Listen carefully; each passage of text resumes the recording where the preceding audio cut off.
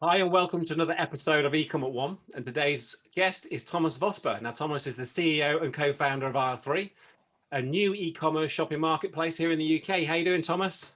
I'm really well. Thank you for asking, Richard. It's great to speak with you. Isn't it just? Thomas, I've known for a couple of years now. We actually met at an expo. I think this seems to be quite a thread through quite a lot of our episodes where we meet amazing people in the e-commerce space. And then they become sort of partners and friends of the agency and friends of myself. And then we get them on the podcast. So Thomas has got some brilliant insight into a lot of different areas around e-commerce that we're going to be chatting about over the next sort of 45 minutes or so. But I think it'd be good just to kick off with, give the guys a bit of background, and really I think tie that in nicely with how you set a business up during on the start of lockdown of all times.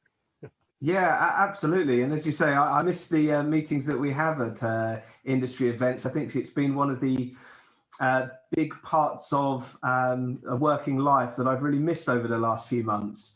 Yeah. It's where I've probably spent most of my career, bumping into people like yourself, Richard, in agencies. I've been in e-com for about 14 years now. I started at Amazon back when there was about half a dozen of us on the UK marketplace team. Yeah. So as bizarre as it might seem, back when there was just toys and electronics and maybe baby products outside of the typical books and media. And so I survived 6.5 years there across the full suite of products that we now take as a bit of a given that exist on Amazon. I went to Tesco for a couple of years to try and build a marketplace on their Tesco Direct General Merchandise site. And then I spent the last 3 years at a price comparison site, was unfortunately made redundant about 2 weeks before lockdown. And that was probably the kick after my time working across corporate for all of these years to branch out on my own with an expert team around me. Yeah, I think that's the obviously lots of things have come out of lockdown. A lot of people have had a lot of sort of transition from either one role to another, or having to, obviously certain people have had to close down their business and whatnot. And obviously that 2 weeks before lockdown, you were made redundant. But obviously in that time, and fast forward, what are we, sort of 8 months ago, I guess that is somewhere there. It's hard to even fathom what you've achieved from my point of view in the last 8 months. Obviously, an amazing journey this last 8 months. How crazy has it been actually setting up a business?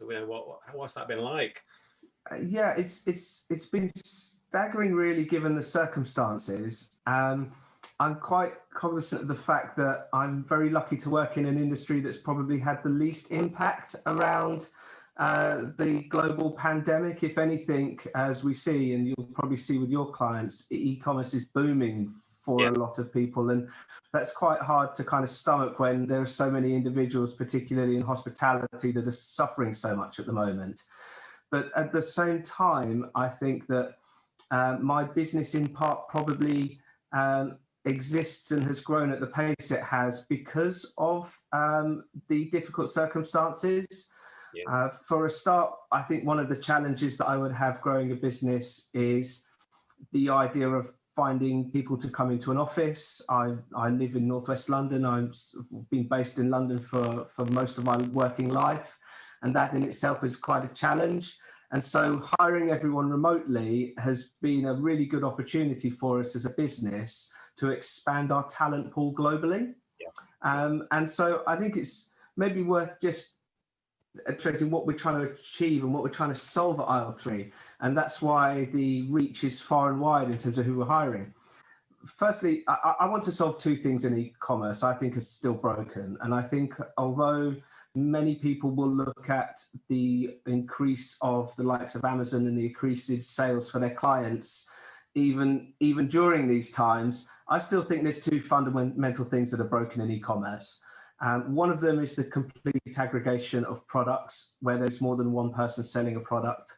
I think that shoppers should be able to always make an informed decision who they buy from and see all of their options so they can decide based on whatever's important to them, whether that's price, whether that's availability, locality, whether it's sustainability, or they have a particular preference or an affinity with a retailer.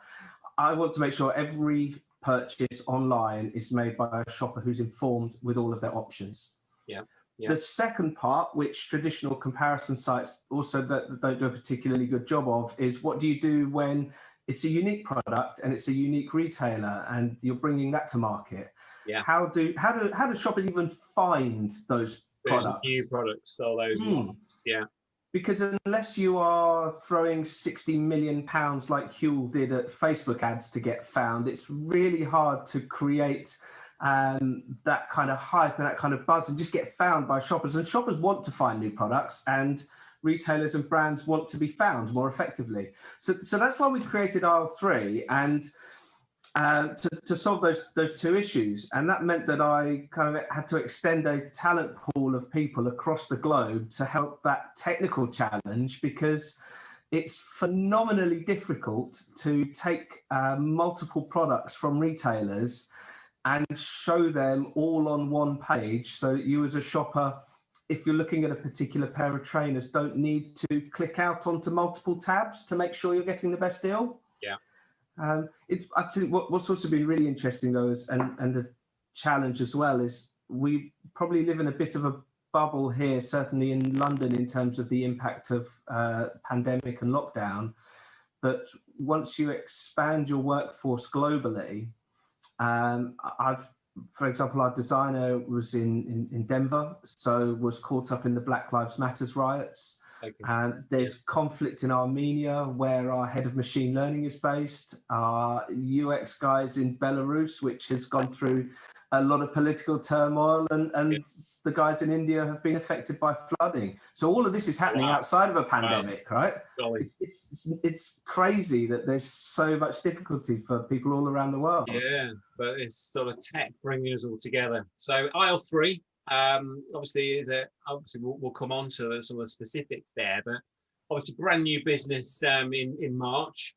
Obviously now you've got a very experienced team on board, and sort of, I guess what we're saying is, the pandemic's helped us, or help you, should I say, to reach these people, to work as your team, and to get some real senior people on board, regardless of location. So that's sort of we're not office focused. I know obviously you come from a background of the big office, central London, that sort of background, but setting up a business and from zero, in effect, with a lot of people already.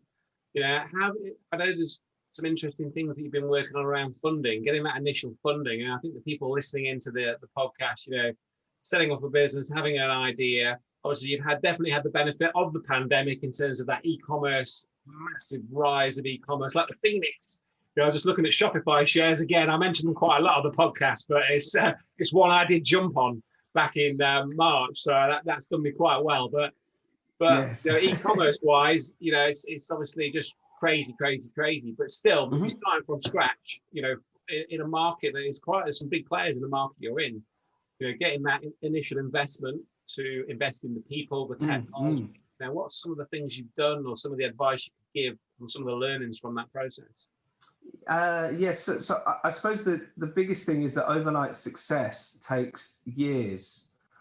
And although we've managed to grow a business rapidly, we've only been able to do that through the back of years of experience, of years of networks, connecting at events with partners, and mutual partnerships over a long period of time.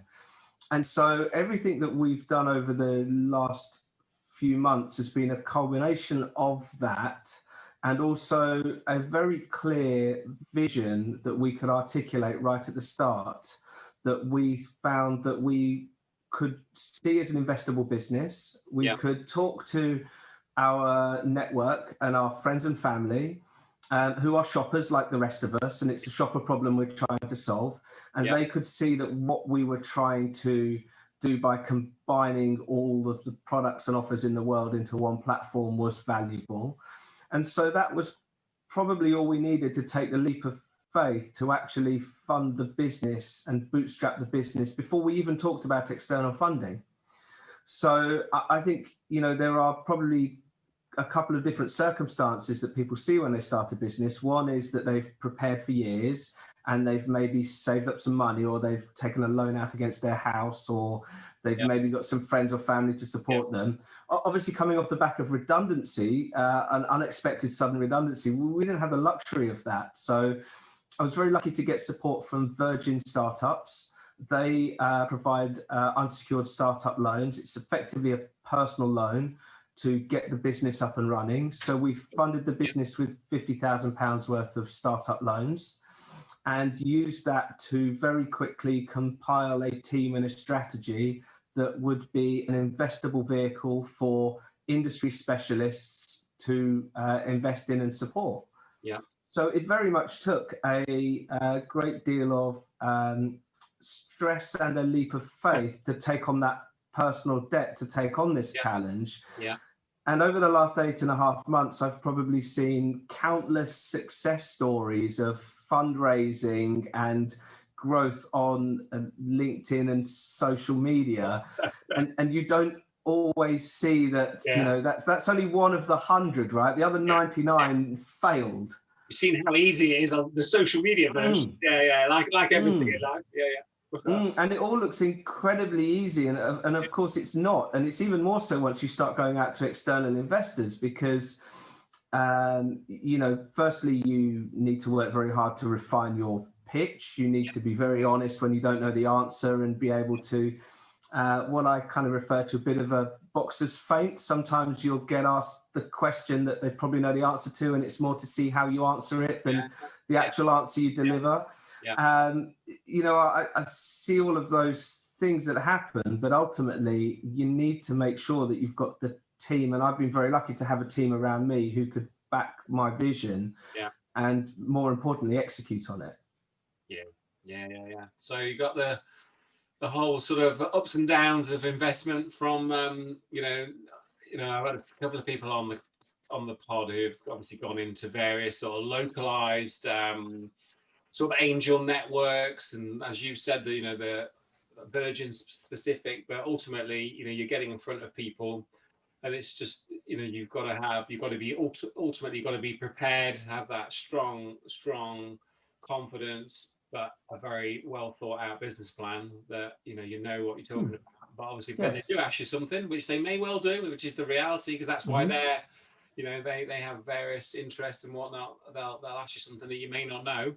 Just being honest and open and looking for those traits in people to invest in, rather than maybe a bit, you know, making stuff up that's genuinely not the case. I think we're having a flyover at the moment. I live 3-4 miles away from where the Red Arrows are based, so it can be fun sometimes. I don't know if we caught that or not. Yes, it's probably sometimes that's good. But I think the thing that's often people lose sight of in funding is it is actually real money. And it is real people's money, and particularly at the level of an early stage business. You're asking people to back your vision, you as an individual and you as a team, to execute that vision. And so it's very easy to lose sight of, we raised X million from a fund that people haven't heard about in a country we've never been to. But actually, you know, at the very early stage in raising money, you're asking people to back you and buy your vision and understand the problem that you're trying to solve, and also have faith that you can solve it.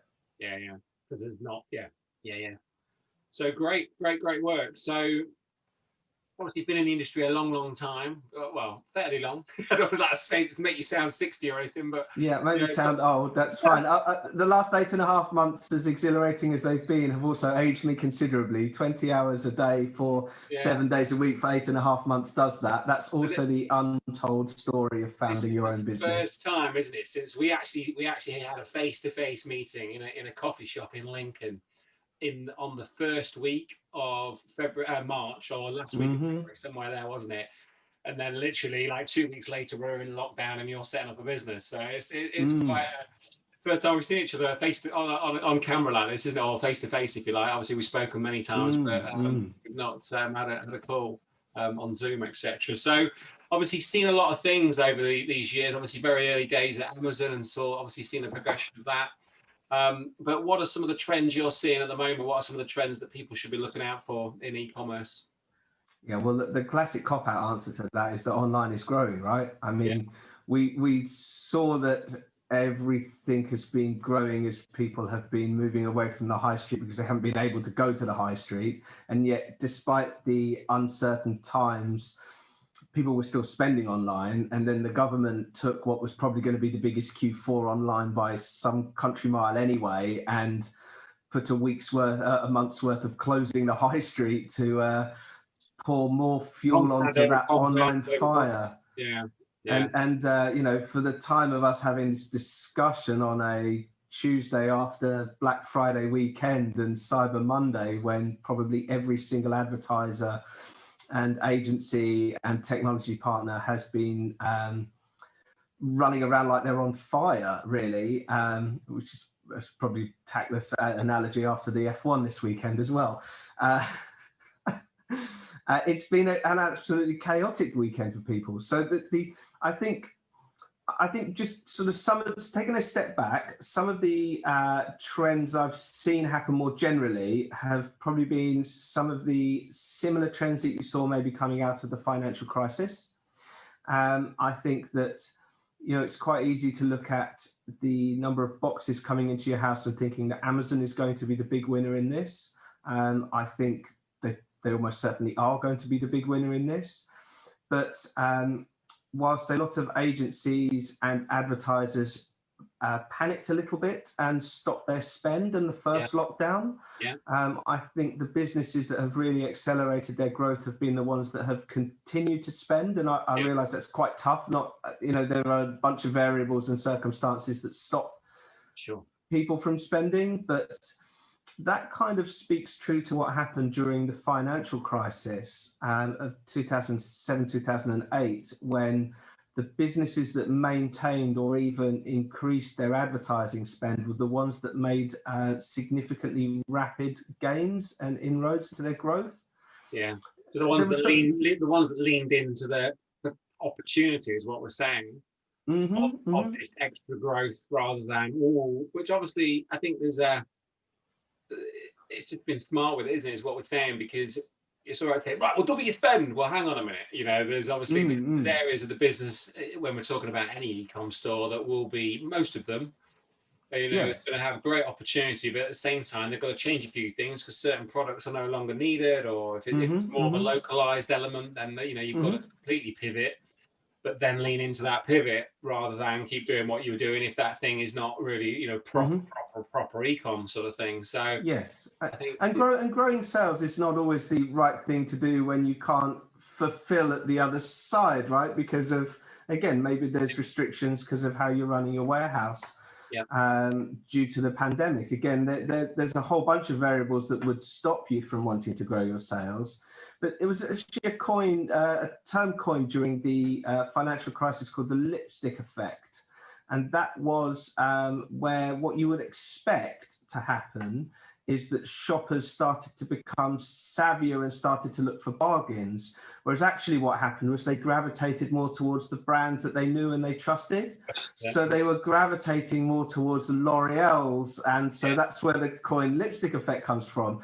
And I wonder if in part probably what's happened over the last few months is people have gravitated towards Amazon, not because we all inherently love Amazon. I would say we probably inherently dislike Amazon, but we know that it definitely fulfills the orders. Yeah. And so we pay a premium for that because of the convenience and the reliability. It's so true, isn't it? I think it's that.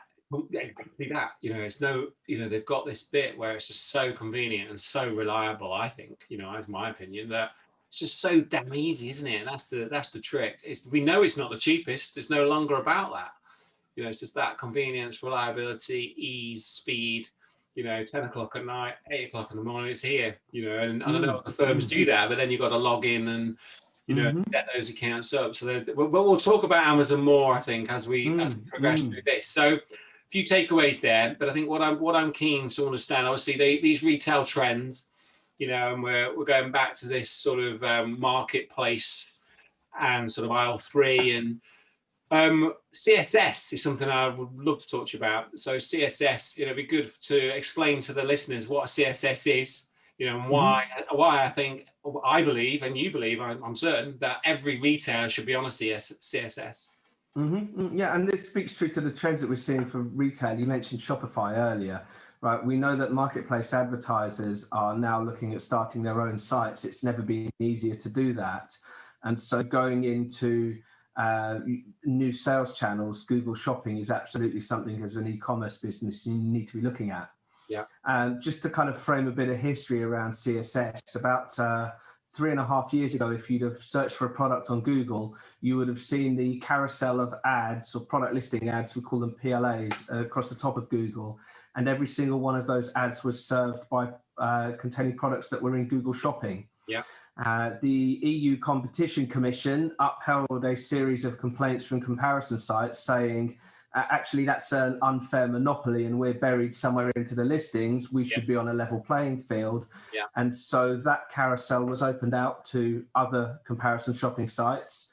And Google Shopping was broken out as a separate comparison shopping site from Google, meaning that every CSS site is on a level playing field with Google Shopping, which quite frankly is nuts with a business that is 8.5 months old, and yet I'm able to personally, through my business, able to offer all of the functionality and products and services that a $1 trillion business is able to support Google Shopping. And so what's really interesting about that is that there are around about 90 what they call CSS partners. So these are guys that are big enough to support several advertisers across Europe. And they all have a very different mix of business models. Google Shopping takes a margin from the bid that an advertiser's charged. Other businesses are either tied to agencies, so have a retainer or some kind of management cost for running the spend so they can pass the discounts on to their clients. Others are technical partners or fee providers that, again, offer another paid service. But where I believe, aisle 3 sit in this is we're a genuine comparison shopping site, and that is our only reason for being, to create that site which is a destination for consumers and for shoppers. And so where I see that being really helpful is that I work with a whole bunch of advertisers direct, and more importantly via agencies, who can concentrate on the part of the business which is where they add value. I concentrate on the part of the business where I add value, and collectively 1 + 1 actually ends up equaling 3.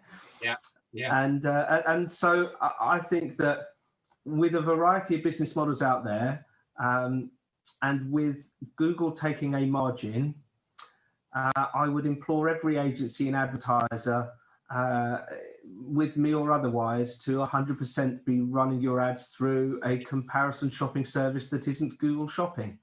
So I think you need to let that sink in for a minute if you listen to the podcast, because at this point, you need to be checking your shopping ads. So you need to be going to Google. You will know if you're an advertiser if you're using a CSS partner or not. But ultimately, when somebody searches for your product, you see the product image, you see the description, the short description, the price, and whether you've got any other variables set up like reviews and discounts and things like that. But underneath that, it will say by Google, or it will say by your CSS partner. So if you're not using, if it still says by Google, you're paying a premium for that click. You're paying a premium. Google say about 20%. There is no, we haven't got an exact proof of that amount, an exact amount, but it's circa 20%. There's a lot of different variables going on in any auction, so it's very hard to put an exact number on it. But it's definitely a percent that Google are charging. So by using a CSS partner, like Google Shopping is a CSS partner, you're getting that discount straight away. So that's something that is very easy to set up. In terms of working with a partner, and we work directly with Thomas of all of our clients. It's something we give all of our clients at Ecom One. They get access to our free CSS partnership, a CSS platform. So it's a bit of it's a freebie in effect out there, but that is out there to to make sure that you're making the most of this I guess this legal piece that happened about 3 years ago now, to make the playing field, level the playing field in Google Index for products, which has been great. We've seen huge, we've got some huge case studies on that around people switching over. And I think what happens is quite often people are a bit scared. Oh, we're going to move from Google to something else. Well, it's Google. You can't move from Google. It's like, and it is. And I think what is surprising is how simple it is. How quick.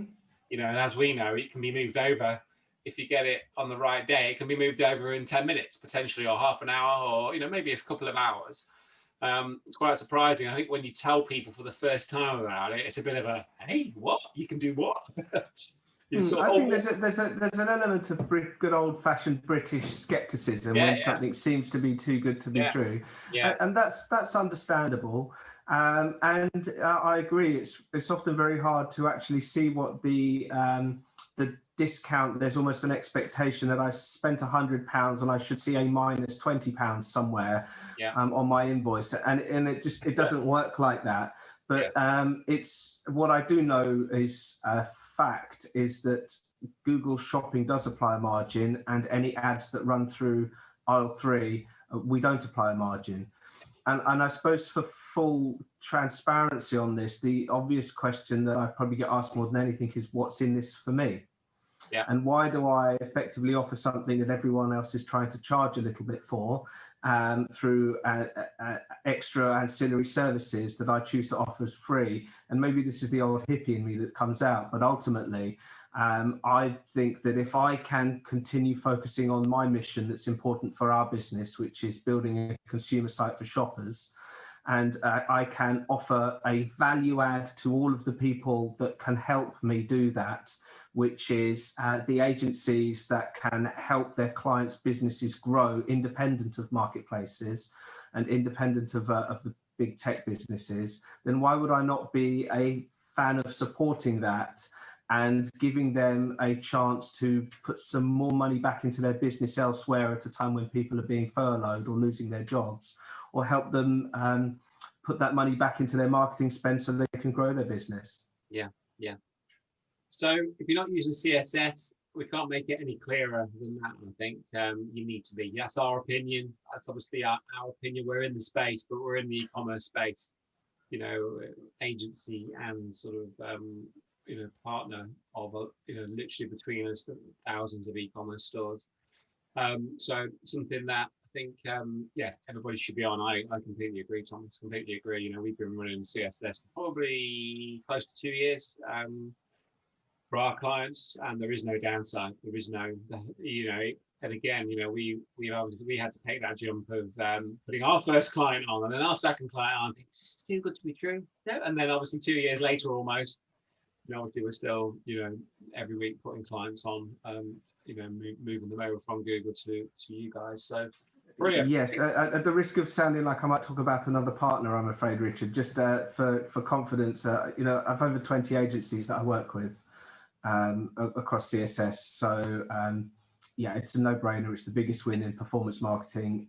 You just need to have a conversation with your own agency and start working with one of the 90 CSS partners out there.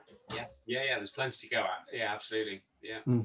So jumping back to Amazon for a minute, obviously their growth, is ridiculous. I think, the amount of clients we've got that obviously are also, using Amazon and eBay, but Amazon specifically and their own website is growing. And obviously as a company that uses Amazon, but Amazon as a whole just growing.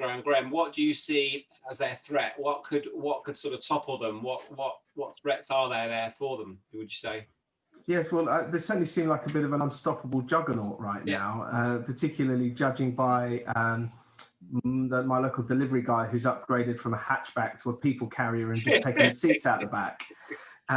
He was particularly proud of that purchase the other day when I saw him. So there is certainly, we're all fueling that fire of that growth. But I think there's probably a couple of risks. We talked earlier about Amazon not being the cheapest. Our own research has shown that customers can save 33% on a typical basket value by just increasing their per view across a couple of additional independent retailers.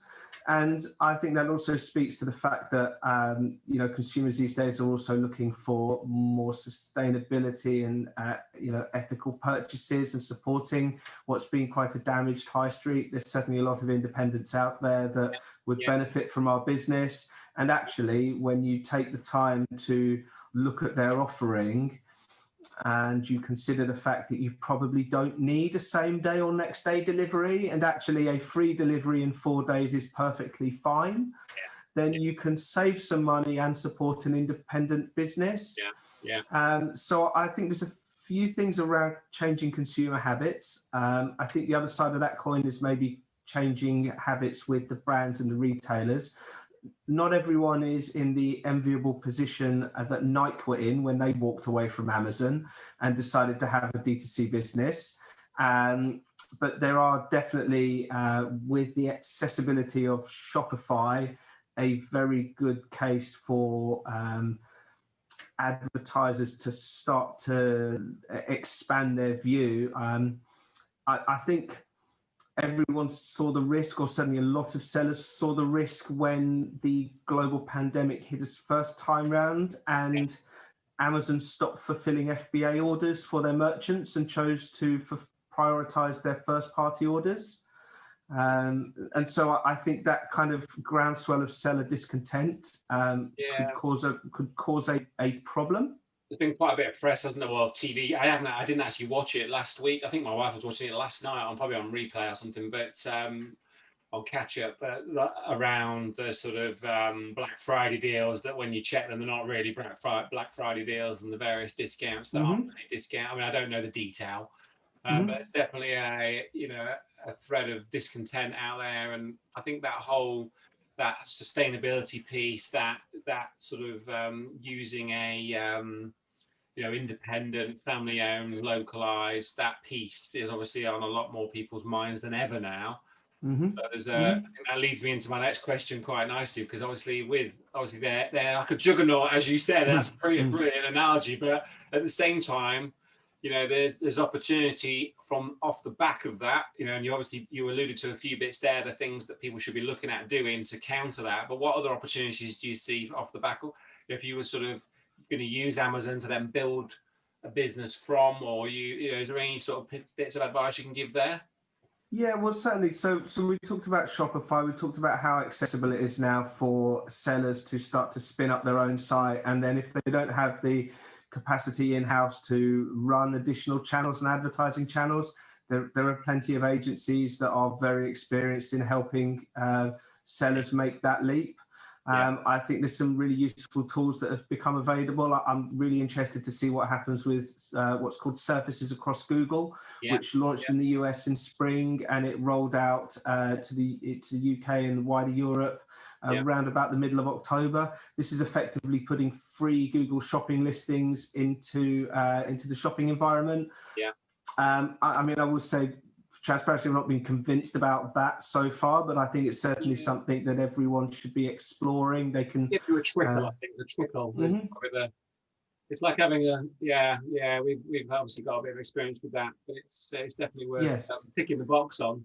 It all comes down to getting closer to the customer, and it's something I feel really passionate about what we're trying to create at Aisle 3, right? We want to try and close, we are trying to provide that marketplace portal and that destination site where customers can come and see all of their options, but we want to do that collaboratively with brands and retailers so that they can get close to their customer, and they need to close that gap. And what I mean by closing that gap is, if you think about the last thing that you bought on Amazon, I won't embarrass you by asking what it is, but if you think of the last thing, or any listener thinks about the last thing they bought on Amazon, and then think for a minute, did they actually buy it from Amazon, or was it sold by a third-party seller?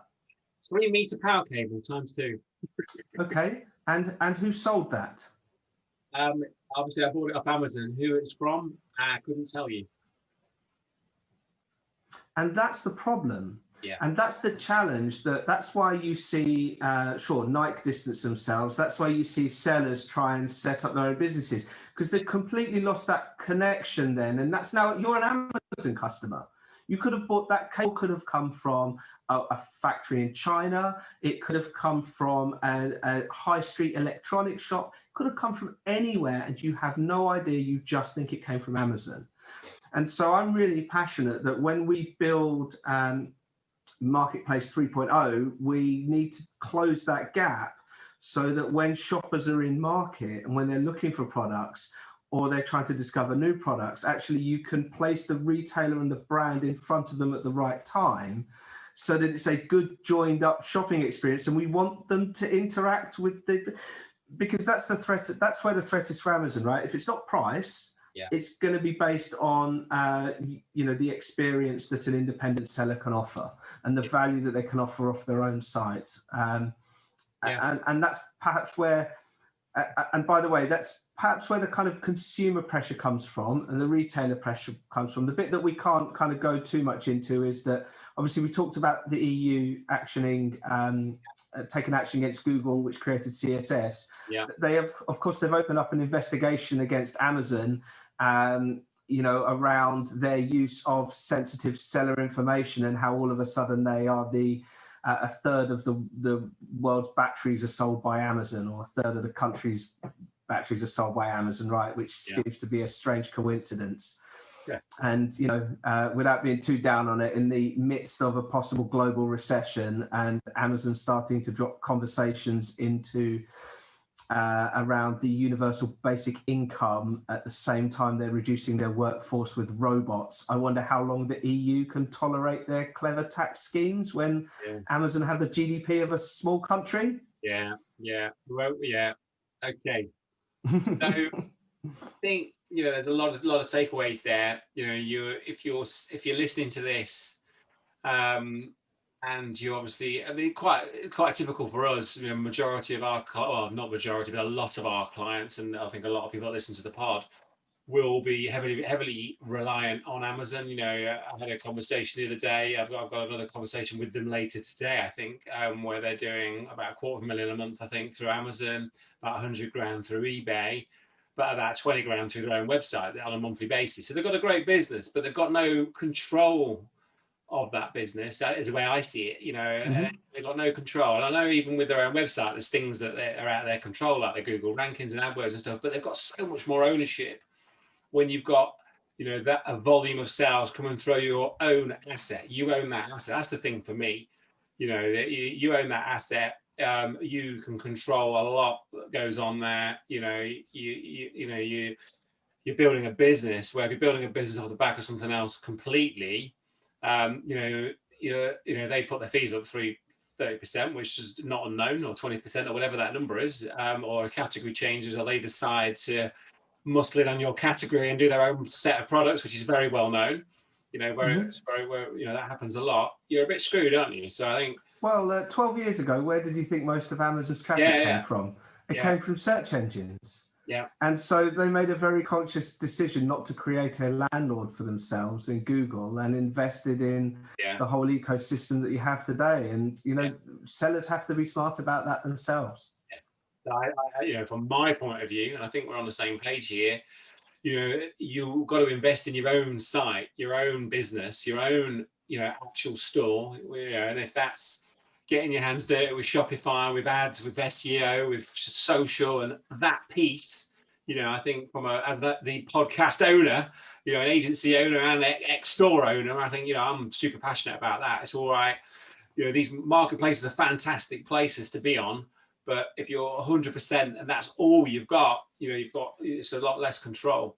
But obviously marketplaces are fantastic. I'm not saying they're not, and they're different places that you need to be listed. But do you see any sort of specific direction other marketplaces are going, or marketplaces are going at the moment? Anything you see happening that guys need to be aware of on the sort of marketplace side of things? No, I think the biggest piece is just that what's going to happen when the EU starts looking at regulation for marketplace control right now, because they're just, I can't stress enough, marketplaces need to exist. I'm ultimately building one myself at aisle 3, but marketplaces need to exist as a proper two-sided platform that adds value to shoppers and it gives value back to retailers and brands. And at the moment, I just don't see that direction happening right now, by and large. There's certainly a number of niche marketplaces, number of niche businesses that are very, very specific, that fulfill a specific criteria and need. But the big tech guys are just continuing to squeeze all of the shoppers. So, you know, it kind of comes on to what I think maybe some of the biggest mistakes are when you look at the direction of where marketplaces are going. Probably some of the biggest mistakes are people either are over reliant on a handful of channels where they could have the rug pulled under them very, very quickly, or maybe they are cognizant of the fact that they need to expand their sales channels, but they try and almost do too much. And you know, when I look at personally the mistakes I've made over the last 8.5 months growing a business, you know, where we need to make mistakes, we need to make lots of mistakes, and we need to make them very, very quickly. Yeah. But we also need to surround ourselves with people that can either help drag us outside of our comfort zone and support us, or they can just take care of it. They understand what the end is in mind, and they can take care of what needs to be achieved. And so I think probably the biggest mistakes I see is maybe those sellers that have a very big business on something that's a very slick operation like Amazon, and then try and step outside of that. They don't always surround themselves with the right sort of support that they need to take that next level of growing their business. Yeah, no, fantastic. So I think we're going to have to draw things to a close. We've had some great chat there, but what I'm keen to understand is who you think is the ultimate guitar player. Now, we're both massive Prince fans, aren't we? We've had a few chats about Prince over the time that we've known each other. And so who would you say? Prince, Eric Clapton? Well, Prince is certainly is very, very underrated as a guitarist.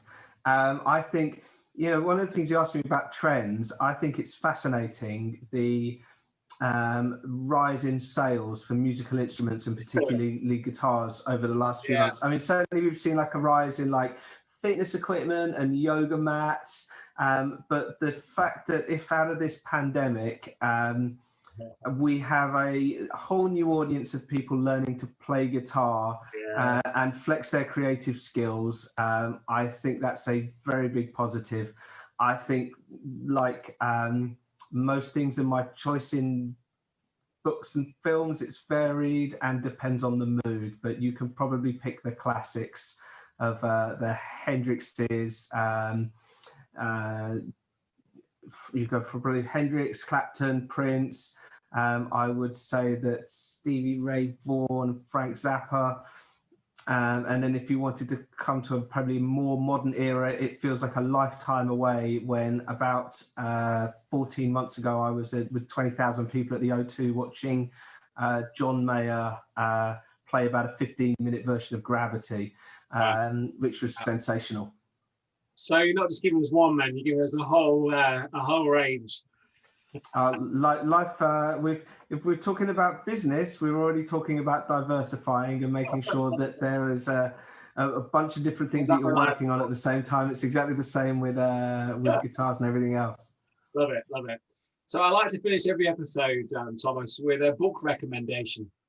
Any book that you would recommend to our listeners for them to read? It can be anything from you know, a novel to a how-to guide to a mindset to whatever. There is no limit. There is doesn't have to be a how to build your e-commerce store book. But a very, you know, what's a recent book that you'd recommend, or a book you'd recommend? I'm sure you'll plug your colleague Henry's book on Google Shopping. It's a fantastic read. I would say that I've really struggled this year actually for reading. I really enjoyed the commute. I had a nice 35-minute on the train every single day, so I knew that I could get over an hour reading, and I've really struggled to try and bring that into kind of the working from home and the rest of my life. The book I've just finished is I reread The Four by Scott Galloway. That's a hugely interesting book about the inner workings of the big tech beasts and the you know, who might be challenging those guys. I think if for a quick fire list, like personally, I really enjoy Matthew Syed's Rebel Ideas. I'd recommend that.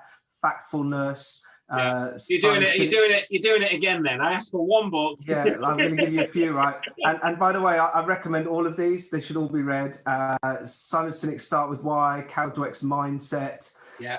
If you're really interested in getting into the weeds of marketplaces, things like Platform Revolution, The Inevitable, or The Death of the Gods are all they're quite intense reads, but very industry specific. If you like the story, then you can't do much wrong if you look at Shoe Dog or Chaos Monkeys. Yeah, there's a lot of books on there that. I'll give you your one though. We are going in with one. I'll give you your one that everyone's got to read, I think, and I think it still stands the test of time 40 years later, and that's the 7 Habits of Highly Effective People by Stephen R. Covey. I mean, there are.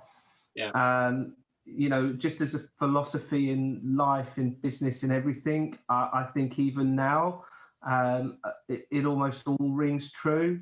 Yeah. And for anyone starting a business or looking at growing their business, the 4 kind of key takeaways for me are about being proactive, beginning with the end in mind, seeking first to understand before being understood, which I get wrong all the time, by the way, and then sharpening the saw. Yeah, fantastic. Well, there is a whole plethora of book recommendations, but I think you mentioned about 5 books on there that are on my top as well, like Carol Dweck, Mindset. Anybody that starts and works in any of my companies, they get given a Carol Dweck Mindset book. It's one of the first things we give them in their welcome pack is the Mindset book, because we're a massive believer in that. Fantastic. So, Thomas, it's been a blast. We've been trying to get you on for a little while, and we finally managed to. So thank you so much for giving up your time today. For those guys that are listening that want to find out more about yourself, more about Aisle 3, where's the best place for them to go and get hold of you and contact you? Yeah, well, you're welcome to message me directly. You can find me on LinkedIn, Thomas Vosper. You can drop me an email. It's thomas@aisle-3.co. Check out our site. We are at our MVP stage. We've launched across a bunch of categories, but are focused on footwear and trainers right now. So next time you are looking for a pair of trainers, please visit aisle-3.co. Have a look and message me directly. Let me know what you think. Lovely. Well, thanks, Thomas. It's been a blast. I look forward to catching up with you again. We'll probably I think we'll get you back on in 6 months, and we'll have an update on the journey. Fantastic. Maybe we can do that one over. Maybe we can do that one over a beer if we're lucky. I hope so. I bloody hope so.